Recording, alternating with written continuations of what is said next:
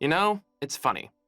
When I first started making these editorials, Superman was a character I did not care a whole lot about, mostly because I hadn't read much from up to that point, and he was not a character I thought I would dedicate at least 3 entire essays to. Until then, I had the same complaints that a lot of similar-minded people did. He's too perfect, he's too overpowered, he's too good, blah blah blah. It wasn't until I started to actively study him and read more of his stories that I started to realize how wrong I was. Not that he was too overpowered or superficial stuff like that. There's still some merit to those complaints, but what I failed to realize in my more cynical early years is those aren't the point of Superman. The powers don't really matter, the villains don't really matter, and even the superheroics, to an extent, don't really matter. That's not what Superman is about. Superman is meant to exemplify the best we can be as a people, while showing how much of a struggle it is to do so. None of what Superman does comes easy. It takes constant willpower despite the strength at his disposal, all so he can inspire the world to be their best too. But being inspiration does not come from nothing. You don't just choose to be what others want to be.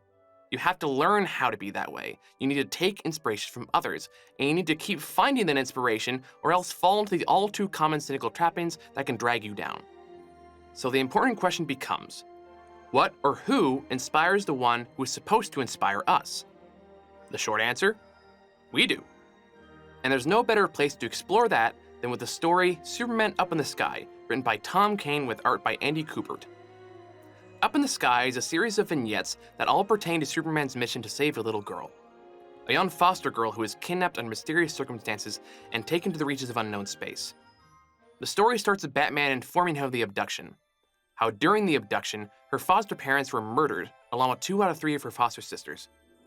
Superman visits the only other survivor in the hospital, healing from a gunshot wound.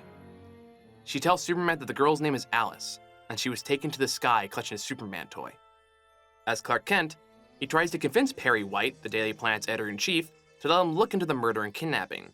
But Perry rejects his proposal, because it's only one kid, and there are a lot bigger news stories out there.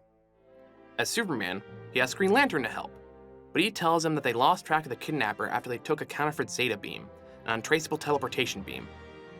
The only one that knows how to trace it, the Ronians, are stonewalling the Green Lantern Corps at every turn. They'll continue to look, but the universe is pretty big, and they're all pretty small. Clark grapples with what to do. He could pursue the lead, as Batman suggests, but Superman says that it could take weeks or months, that's if he's lucky, and he has other responsibilities here. Batman says he does too, but points out a very important distinction between Superman and everyone else. We're who we are, and you're Superman. He's haunted by the decision, trying to justify to himself why he shouldn't go after her, even to Pa Kent. He tells Pa that the Green Lantern Corps will find her, that they can do more than he can. But Pa retorts that they probably will, unless they don't. At which point, a little girl will be lost, alone, and scared, waiting and waiting for someone to save her, holding that hope until the very end. Shortly after, Batman informs him the foster girl in the hospital passed away, and Clark knows what he has to do. He sits with Lois on top of the Daily Planet, telling her what he's going to do. Lois reminds him of the danger that faces the world every day, how he can't save everyone. No, I can't, replies Superman. But maybe I can save her. With that, Lois gives her blessing and promises to do her best not to fall off any buildings in his absence. Although, as she points out, it is part of her brand, so no promises. The next day, he grounds himself one last time before up, up, and away. His first stop is the planet Ron, home of the Zeta beams, where he meets a local specialist who tells him what he told the Corps. The problem isn't that they don't have the tracking data for the counterfeit Zeta beam. The problem is that there's too much of it. Because a Zeta beam exists everywhere all at once. It's literally impossible to parse out the data. Even their computers designed to create stars weren't enough, returning only the ominous message, I can't. So Superman does the only thing he can. He asks to be exposed to the data directly, forcefully pushed into his mind. The specialist tells him that what he aimed to do is impossible. It can't be done. There's no way of knowing how his mind will react. His warning is clear. It is mathematically certain. You will go mad, and you will die. Superman rejects the conclusion and begins his journey. His mind creates a story about a little boy, 7 years old, wearing a Superman cape and believing he can fly. He jumps off a roof and dies in the hospital. Superman finds out about the boy and is racked with guilt. He soon finds out that the boy loved playing pretend. He loved learning weird facts he would tell his family. And he adored everything about superheroes. His favorite was Superman. As a result, Superman decides to quit, afraid that it might happen again. But Wonder Woman is the first to remind him that the way he inspires people, the way they love him, it will certainly happen again. A holographic memory of his biological father berates him further, reminding him of all the death and devastation he could have saved people from. A broken Superman replies, "If you help them, they die. If you don't help them, they die. Given your limitations and this data, success here is impossible. It is mathematically certain. You will go mad, and you will die." As Clark, he returns to the roof where the boy jumped, but is greeted by a mysterious little girl who asks him if he's going to jump too. When he replies yes, she says she's going to as well. Will he save her? Clark says that he's not sure that he can, to which the girl replies, "Oh, that's good. I thought you were going to say I can't." The two then sit on a park bench, where she tells him of how they were on their way to the Bode's galaxy, but stopped at a space museum that had a massive exhibit about Krypton, of the baby that flew away. And she wondered how scary that must have been. To not know anything, to have to learn everything. A whole universe different from his own. No one could do that, she thought. They'd be stuck. But then she realized that that's not true. That's all of us. We were all born to a strange land. We all have to know a whole universe. The baby in the rocket isn't different or scary, it's just us. Me. Superman asks her what her name is, at which point he wakes uttering the name of Alice. The specialist can't believe his eyes. It should have been impossible. But Superman replies that he was like anyone. He was stuck, and some other day, he might have stayed that way. But right now, he doesn't have time for that. Someone is waiting for him. The next chapter takes us to an intergalactic boxing match between Superman and Mito, a powerful mercenary who was sent to stop him from rescuing the girl. Knowing he can't win a straight fight, Mito offered him a challenge. Beat him in the ring, and he'll tell Superman everything he knows about who hired him, how they knew he was coming, and where they might have taken the girl. But if Superman loses, he needs to turn around and go home. The rules are simple. No superpowers except for super strength and whatever invulnerability they got. Last one standing wins. By round 3, Mito starts taunting Superman, telling that he knows his limits, that he'll reach his first, that he should just give up and let the man count. Round 5, he continues his taunts, claiming he's faster, bigger, stronger, that everything's got a limit, even him. Round 6, Superman falls down, but he's not out yet. Round 8, he's got Superman on the ropes. Round 9, he's down again as Mito continues to taunt him, saying that he's pushed him to give everything he's got only to be hit again. He's reached his limit. He's beat. He's done. Even Superman's coach is asking if it's time to throw in the towel. Superman asks if he's found the girl, if he took her home. "No, I suppose you didn't," says the coach. "And I'm not done," replies Superman. Round 11, Mito's getting desperate, telling him to fall, demanding that he fall. But Superman refuses. "There are limits!" exclaims Mito. "Are there?" Round 12, Mito is at the end of his rope, baffled as to how Superman is still standing. He replies, "If you think I'm falling, I don't think you know a thing about me." At which point, Mito realizes the truth. He doesn't win this. So he falls to the floor, knowing he's beat, knowing Superman's not going down, but he eventually will. So start the damn count. The next chapter begins in deep space, as Superman's nearly lifeless body is recovered by a passing ship, the source of his wounds unknown. A healer is called. They do not heal through medicine or tools, but through the use of their own life force. Unfortunately, Superman is too far gone. He can't be saved without risking the healer's life. The captain of the ship acknowledges this and says there is no alternative but to let him die. The healer accepts this, but part of the healing process transfers Superman's memories to them, meaning they get glimpses of his life, the good he has done, the lives he has saved. They return to their partner and children, attempting to put the matter behind them, but the healer is haunted by the memories of what would be lost. They go to Superman's unconscious body to plead and beg not to ask of them what they are afraid to give, even though they know Superman would never do so. The healer argues with their partner, making the case for a sacrifice to save a good man who has been needed and will be needed again. The partner pushes back, but the healer responds that they don't understand, because there's a girl.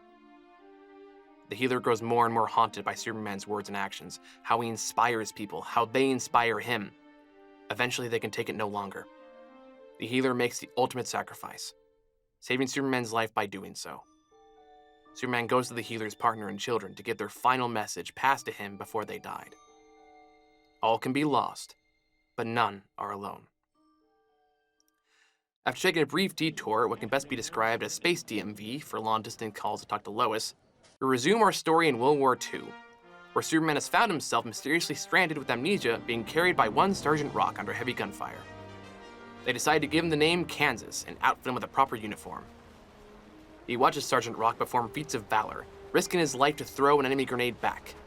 He sits with the rest of the company, who have determined that if they stay there, they'll die. And if they retreated, they just send somebody else. So their only option is to give it their all for one last charge on the hill. They give Superman the option to join them or play civilian and hope it's enough to survive. Sergeant Rock offers him a gun, but he refuses to take it, saying it's just not who he is. But he's going with them, because that's also who he is. 400 yards they need to charge, 200 across the valley and 200 uphill, with gunfire raining down on them the entire time. The odds look bleak, but charge they do, with nothing but their breath and their prayers in their ears. Sergeant Rock dives to save Superman from a German shell, much to his surprise. But even wounded, the sergeant stands to charge, telling him to go just a little further. Superman tries to talk the sergeant down, saying that he's lost too much, he can't go on. The sergeant scoffs at this. Yeah, we can go on. They tell us that after the harbor, after Africa, after Normandy. You know what Easy told them? Easy didn't tell them nothing. We were too busy going on just a little further.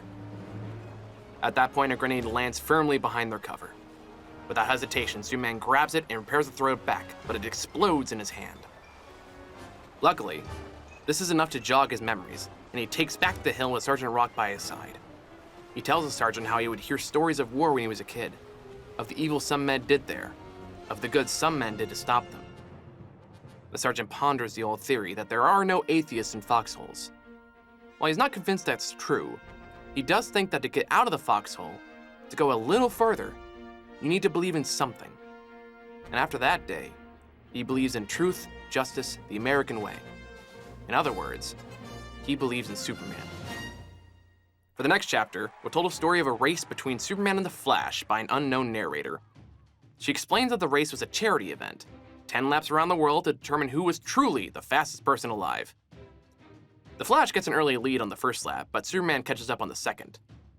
Our narrator theorizes that he let the Flash get that early lead like she used to let her brother do whenever they'd race.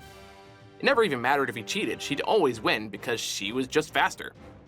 At least, until he got sick in one of their homes and died. And maybe that's what Superman was doing, letting Flash lead so he can see what he can do. But on the third lap, Superman started to lose some ground, which was frustrating because while the world was rooting for him because Superman was the underdog compared to the Flash, she was rooting for him because he's the best, or at least he is to her. But as it turns out, Lex Luthor wasn't frustrated at all. In fact, he was counting on him losing. And as a way to spite the Man of Steel, he called the charity and informed them he would donate over $1 billion to match all previous donations if Superman won, but to keep the donations a secret until after the race. Because you see, if Superman lost, then you'd feel bad that charity lost out on all that money. But that was the point, to make Superman feel like he failed for not being impossible odds and everyone would hate him for it. And because he's Superman, of course he hurt him. He's always listening out for Luthor. Now he knew he had to win. There was no alternative. Superman started to catch up on the 6th lap, as the world held its breath, waiting to see who would come out on top. But catching up to the Flash comes at a cost on the 7th lap, as he runs out of energy in the desert and needs to rest, every second giving the Flash hundreds of miles between them. Because in the end, Superman isn't the fastest man alive, the Flash is. Superman was going to lose. But he also knew if he lost, $1 billion wouldn't go to those who needed it. And while the world believed that he was going to lose no matter what, that was a foregone conclusion, our narrator believed differently. Because she's been hurt a lot. She had bad parents, been in bad homes. And by being hurt that much, you learn something about contradiction and about Superman.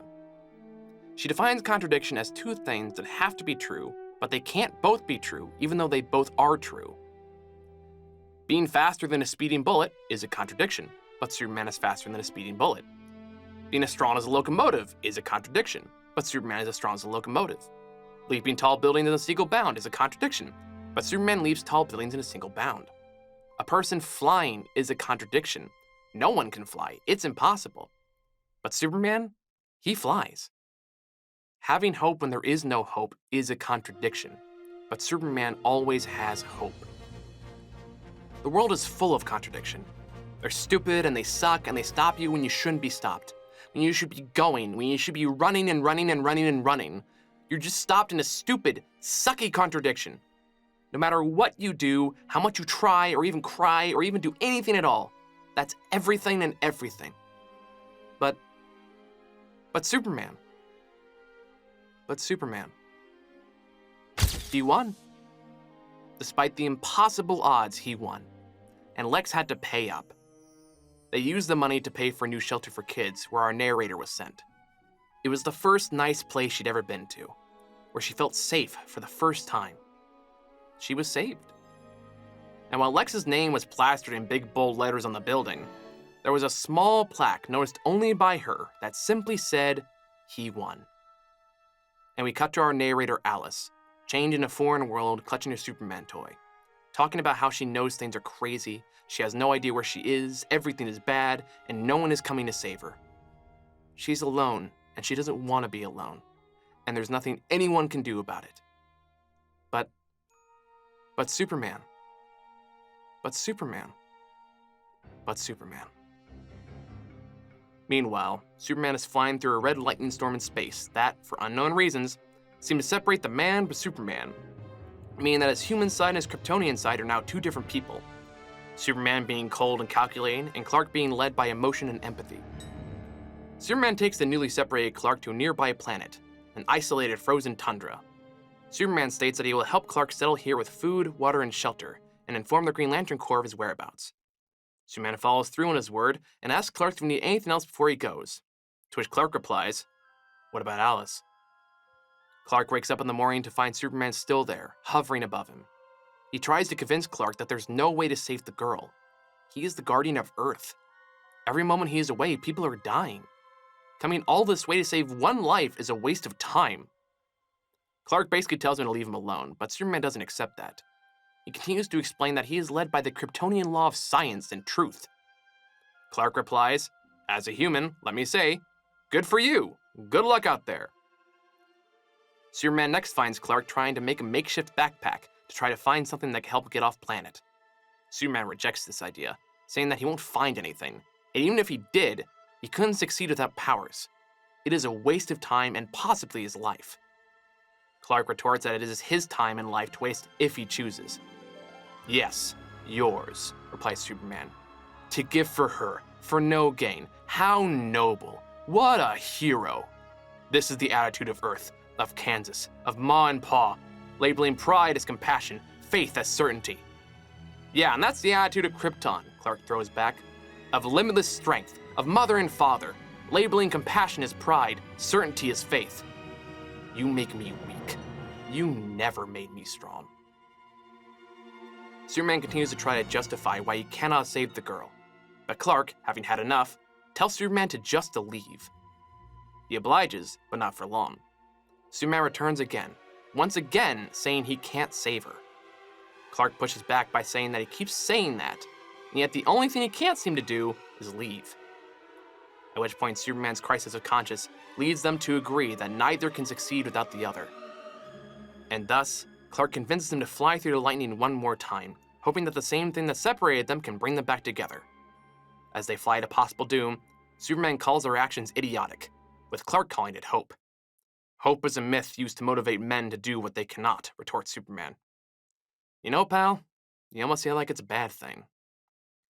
Our next chapter brings us face to face with the evil Darkseid, ruler of the hellish world of Apocalypse, seemingly making a deal with Superman.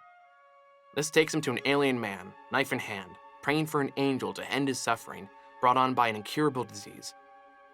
He believes Superman is this angel and tells him that he has been given the knife by his doctor priest to end his own suffering, but he can't get himself to do it. So he asks his angel to do it instead. But before he does so, he has a final request. Tell him one last story. Superman obliges and tells him the story of Alice, who was taken by forces unkind, crying for an angel.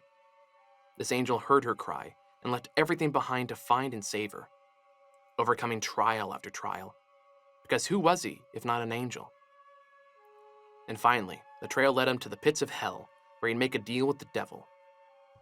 The devil knew where the girl was, but wanted something in return for the information. He wanted to see the angel fall, to break his one vow, to kill an innocent person. The angel, seeing no alternative, agrees to the bargain, willing to do whatever it would take to save the girl. Superman holds a knife in his hand, contemplating the choice that lies before him. The man pleads with him to end his suffering. He is ready. The air is still and silent. Not a word is spoken. Superman leaves the home of the suffering man and takes away to the sky. He returns to Darkseid and tells him the deed is done. Darkseid doesn't believe him, but Superman says that if he's lying, he's broken his word. If he's not lying, he has broken his vow. Either way, Darkseid gets to see the angel fall. Our next chapter finds Superman waking up in his bed on Earth. A soothing voice asks him to imagine a perfect day. The sun is rising, his love is here, all is finally right with the world. He takes his time getting dressed, listening to his beloved telling him about her latest exclusive. The smell of vanilla in her coffee permeates the air before he takes off into the sky. He goes to the trial of Lex Luthor, testifying to all of his horrifying crimes. He stated that he never touched the soul of the city, how it stands as a beacon of hope. He flies to the top of the daily planet looking for trouble, but none is there to be found. He then gets bored and goes to work, where he writes a piece exposing corruption and extortion in Washington, D.C. He has time to craft it exactly as he wants to, a dash of poetry, to say with the voice of his pa. He has the time to get it just right. He has lunch with old friends. They joke and laugh and talk about the old days and their families, their kids. They make plans for the future, knowing they'll see each other again. He supervises children in a park as they chant his name. He takes Lois on a date to the moon. He gets to save a cat from a tree, knowing that there is no greater threat to worry about. I have tried to stop you, the voice continues. I've used my resources to hire the most tenacious, powerful beings in the universe to stop you. Yet, still, you come. You persist. You will not stop. So fine. You win. Nothing will break you. But still, I have resources. As you see, I have many resources. So perhaps there is another way. I could use these resources to help you. I could give you these resources, give you peace. If you give up. If you finally stop fighting. Stop trying to find, trying to take what I have gained. Then all that you dream, a better day, a better world, everything, it is yours, Superman. Can you imagine? We then see the reality. Superman bound by unbreakable chains. He can see it. He can imagine. But he can also imagine Alice finally going home. So despite the promises laid at his feet, he must decline. Meanwhile, back on Earth, the Justice League are attacked by a powerful alien armada, one with a legion of unstoppable machines that seem to adapt to the League's attacks. Our villain taunts Superman as he struggles against his binds, stating that they are made with Corinthian steel, the strongest metal in the universe used to haul stars between galaxies. They are unbreakable. And as such, your efforts here are wasted. Do you understand, Superman? Do you know what unbreakable means? No, sir, I do not, replies Superman, the chains broken at his feet. Our villain continues to explain that he is a man with immeasurable resources, who decided to conquer the universe because he was bored, and thus constructed the Robotons, machines that are stronger, faster, and smarter than him. It can stop you, Superman. No, sir, it cannot, Superman replies, his Roboton falling from the sky. Earth forces are failing as Superman fights an army of the machines. There are enough here to defeat you, Superman. No, sir, there are not. Superman punches and fights while our villain taunts. Do you know what is happening now as you waste your time here? The suffering and misery your planet is enduring? Your home is ashes. Your home is dead. I know that your world is the defender of worlds, so there I strike first. There I strike hardest. This crisis will not be solved by Earth. I will instead consume it. You are like them, I know. Despite your powers and your fight, underneath you are them. And like all of them, you will fall. No, sir, I will not. And yet, despite their best efforts, an army is down, and Superman remains standing. Much to the confusion of our villain, who doesn't understand why. Why are you here? Because of her? Do you think she's special? She's no one. I took her because she's no one. I fought you not to protect her, but to stop you from finding my army. I just needed an Earthling to examine, to understand, to calibrate my weapons, to see your weakness. I needed one human. And so I took one. An insignificant no one. Someone for whom no one cared. She's not worth it. Not worth any of this. She's not some alien queen or the key to an empire. She's just a stupid girl. No one cared about her. She is worthless. No, sir. She is not. Back on Earth, the army seems to have stopped. Shut down remotely because someone shut them down. Batman immediately knows who, because they were in need. And he's Superman. Alice remains in her chains, clutching her Superman toy, saying that no matter what, she can't give up. Because he wouldn't give up, so neither can they. He's coming, and she's going home. Yes, ma'am, you are, Superman replies, fulfilling the wishes and promises of hope.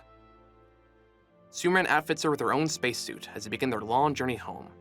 Along the way, Alice asks him all kinds of questions about how his powers work, and he patiently answers each one. He returns to the home of the dying man, having been cured instead of killed by his angel. When Alice asks why he helped him, he replies simply because he needed it. Don't other people need help? Asks Alice. They do, replies Superman. Are you going to help everyone? No, but I'm going to try. As they travel, she asks many more questions, like, who would really win between him and Batman? Superman replies that Batman would, not because of superior tech or skill, but because he'd let him. When Alice asks why, he replies that it would mean a lot to him, and he deserves some happiness. Alice asks if he deserves happiness too, but Superman states that fighting doesn't make him happy. His family, his work, and talking with Alice makes him happy, because he can see that she is good. During lunch, she asks him if he believes in God. He replies as Ma and Pa did. They had faith in the glory of the eternal, and he has faith in Ma and Pa. When Alice asks what she should have faith in, he replies that she should have faith that it's not as bad as it looks. In fact, in the end, it's pretty good if you're willing to give it a chance. She continues her questions as they fly across the universe until they finally reach Earth, at which point she asks him when he was the most afraid. There was a woman. A very special woman, Superman replies. A girlfriend? I liked her. She was smart and kind, and you had to ask her out, like on a date? She was so beautiful. At long last, Superman drops her down safely to shelter, a good place where they'll find her a good home. And if she ever needs him again, just talk and he'll be there. Superman asks if she has any more questions, to which Alice responds that he probably thinks she'll ask why. Why he went up in the sky, why he left everything behind to save her. But she doesn't need to ask a stupid question, because she already knows the answer. You're Superman.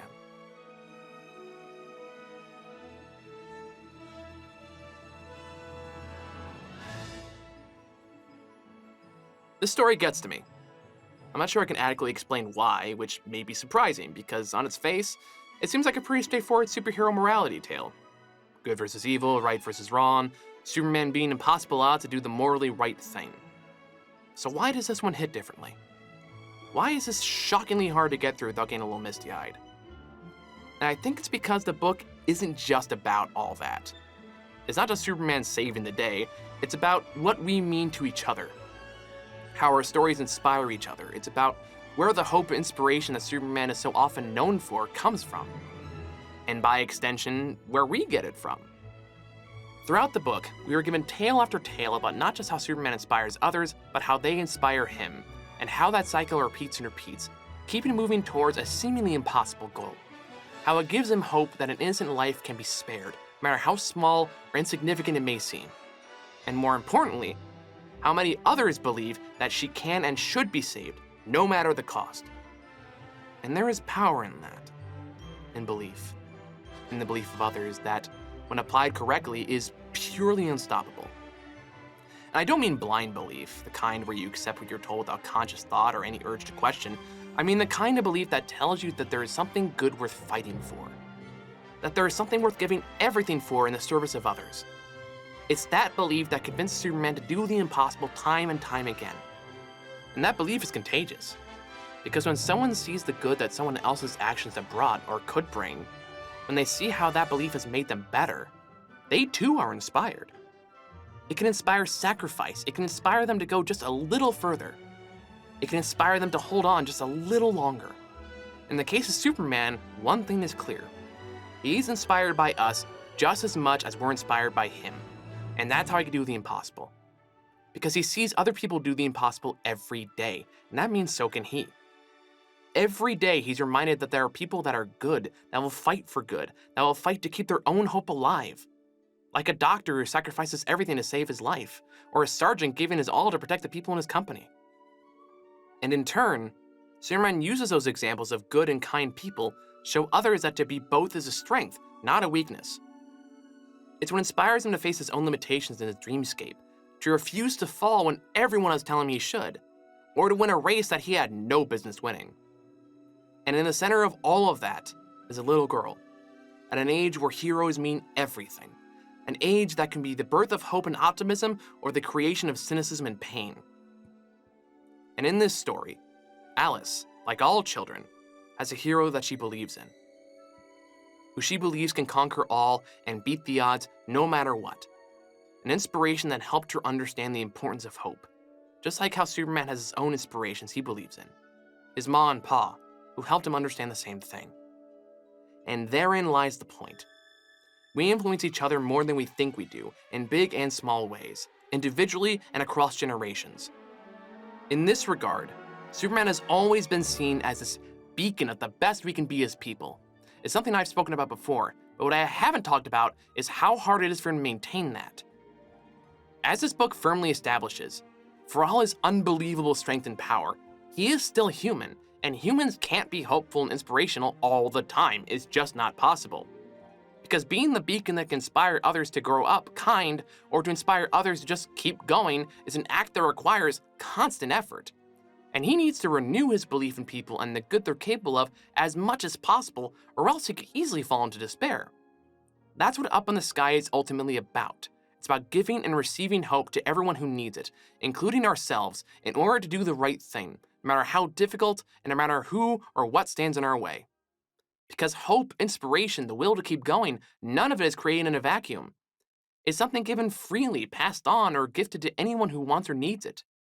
It's given through acts of valor, an act of kindness, a calming word or a rousing speech, a push towards their potential, or just belief in who they are.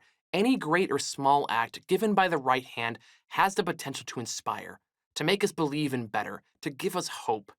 But doing so requires a lot from us. It requires control, discipline, patience, grace, wisdom, will, and most of all, kindness. It requires us to understand ourselves and our own minds and bodies, to understand what we're capable of and the best ways we can apply our gifts and skills. It requires us to understand others, to be able to meet them where they're at and help them through their own struggles without taking on their challenges for them. It requires that we wait for them while they find what they need to move forward for themselves. It requires us to let them know that we are in their corner and are willing to support and fight for them as much as we can. And above all, we need to do so with a smile and a firm but gentle hand. The kind that tells them that they are safe and loved for everything they've been before, everything they're going to be, and everything they are now. However, I've noticed people tend to approach this empathetic, compassionate approach with more than a degree of cynicism and skepticism. often equating kindness with concepts like the nice guy or toxic positivity or trauma responses, or phrases said by the insecure like nice guys finish last. Throwing these labels around whenever someone does or acts in a consistently positive way that others believe can't possibly exist without some ulterior motive. Now, to be clear, all these concepts are absolutely real, are genuine problems that should be known and addressed. We actually did a video about the nice guy and the associated problems with them a while back. But the tendency towards equating these labels with every act of consistent kindness has always rubbed me the wrong way. That the improper or incorrect use of these terms is used to disguise a belief that they don't think kindness can exist or should on its own merit. Popular culture has a tendency to associate kindness with weakness, that kind people are naive doormats only meant to be pushed down and used by more quote-unquote powerful people. As if a lack of kindness somehow equates to strength and intelligence. That cruelty is how the strong and smart survive. I don't believe that. I think that's just an excuse to stop being kind, to justify the exclusion of it, or to imply that kindness is a transaction of some sort. It's not. True kindness requires more strength than many are willing to give. Because kindness is hard. Kindness does mean you'll get hurt. A lot. And yeah, some people may disregard you, underestimate you, misunderstand you, and use you for your kindness. Do it anyway. Because others don't. And because it's the right thing to do. If we want kindness to be the norm, we have to normalize it and reject cruelty at every turn. Now granted, this is not the same as being a pushover. You do have to know and enforce your own boundaries, but kindness is always worth it. If not for you, then for the one you express kindness towards, to the people you can inspire through it. Unfortunately, there's no prize for kindness, no reward, none we can see anyway, none we can hold, none we can say is ours to keep. Nothing tangible most of the time. But maybe the reward goes to those who our kindness inspires, to the hope it brings. Maybe the prize is a young person who feels a little less shitty about their own lot in life. Maybe it's a sad one who feels less alone. Or maybe it's a little girl who is shown that she is seen, that she matters, that she's important no matter who or what tries to tell her she isn't. A little girl who gets to believe in the good we all wish was real.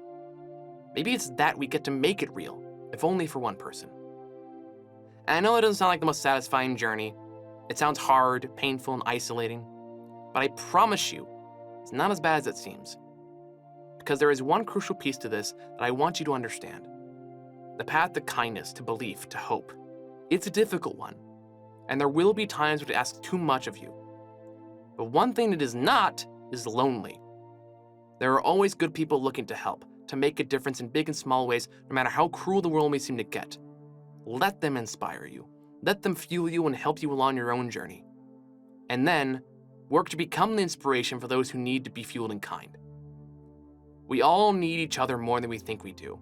We look to each other every day to help us get just a little further. And today, I'm asking you to be that person for someone else. I'm asking you to let someone else be that for you. I'm asking you not to fall when life is relentless and cruel, to not let it make you cruel and kind. I'm asking you to always believe things are still pretty good if you're willing to give it a chance. But most importantly, I'm asking you to never stop fighting to make it better for everyone, no matter how thankless it gets. And if you choose to take up the cause, I'll be alongside you. We all will. Everyone who's willing to fight.